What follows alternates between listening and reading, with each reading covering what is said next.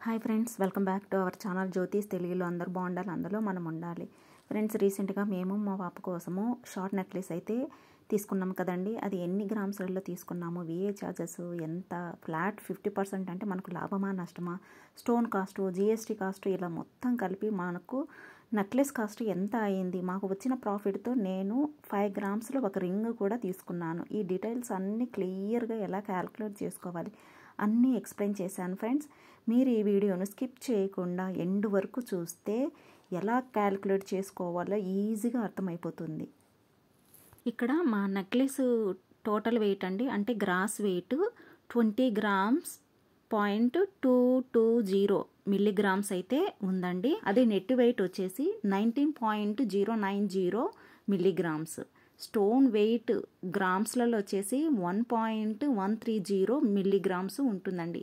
So ఈ grams ఇవన్నీ మనము క్యాల్కులేట్ చేస్తే మనకు గ్రాస్ వెయిట్ అలాగే net weight plus stone wait కలిపి ఈక్వల్గా అవుతుందండి. సో అదే ఇక్కడ నేను ఇది మెన్షన్ చేస్తున్నానండి.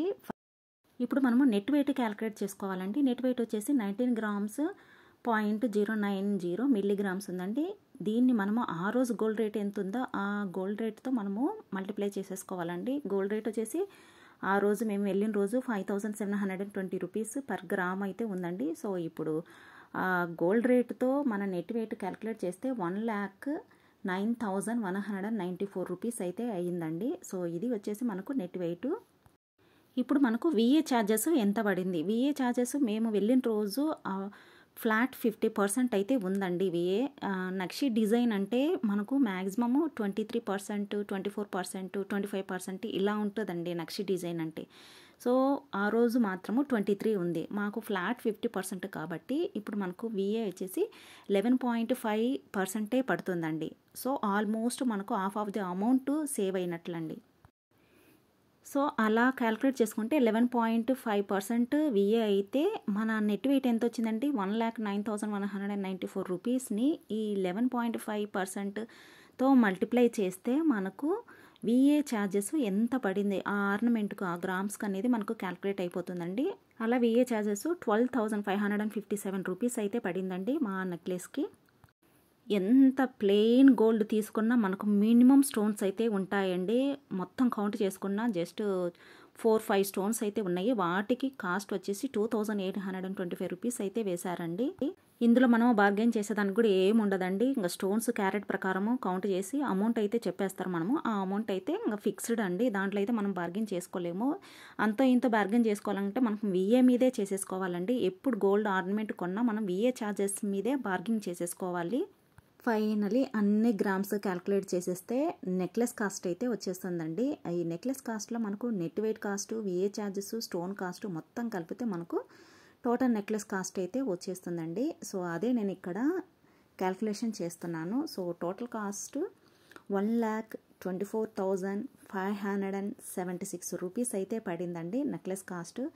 అందులో మళ్ళీ ఇందులో జిఎస్టీ కూడా ఉంటుందండి. జిఎస్టీ అంటే మనకు CGST, central GST, state GST అని రెండు కలిపి మనకు 3% అయితే వేస్తారు. మనం తీసుకున్న ఆర్నమెంట్కు 3% జిఎస్టీ అంటే మనకు టోటల్ కాస్ట్ 1,24,576 రూపీస్ ఇంటూ 3% వేసుకుంటే మనకు జిఎస్టీ 3,737 రూపీస్ అయితే పడుతుందండి. సో ఇది మళ్ళీ మనకి యాడ్ అవుతుంది. సో ఫైనలీ నెక్లెస్ కాస్ట్ వచ్చేసి 1,28,313 రూపీస్ అయితే పడిందండి నెక్లెస్ కాస్ట్. ఇక్కడ ఈ నెక్లెస్ కాస్ట్ మనకు ఫ్లాట్ 50% విఏ వల్ల ఇంత అమౌంట్ అండి. అదే ఎటువంటి ఆఫర్ లేనప్పుడు 23% కౌంట్ చేసుకుంటే మనకు ఈ విఏ ఛార్జెస్ అనేది డబల్ అయిపోతుంది. సో ఇప్పుడు నాకు 12,557 అనుకోండి, అది డబల్ అయిపోతే మనకు అమౌంట్ ఎక్కువ పడుతుంది నెక్లెస్ కాస్ట్. సో ఇక్కడ నాకు ఫ్లాట్ 50% విఏతో 1,24,576 రూపీస్ పడిందండి వితౌట్ జిఎస్టీ. అలాగే విత్ విఏ 23%తో 1,37,134 రూపీస్ అయితే పడిందండి. మాకు మిగిలిన విఏ ఛార్జెస్తో మిగిలిన అమౌంట్తో మళ్ళీ ఒక రింగ్ అయితే తీసుకున్నామండి. సో ఈ విధంగా మనము విఏ ఛార్జెస్ ఆఫర్ ఉన్నప్పుడన్నా తీసుకోవాలి. ఇంకా బెస్ట్ అంటే స్కీమ్ అయితే మనకు అప్ టు 18% వరకు విఏ ఛార్జెస్ అనేది ఉంటుందండి.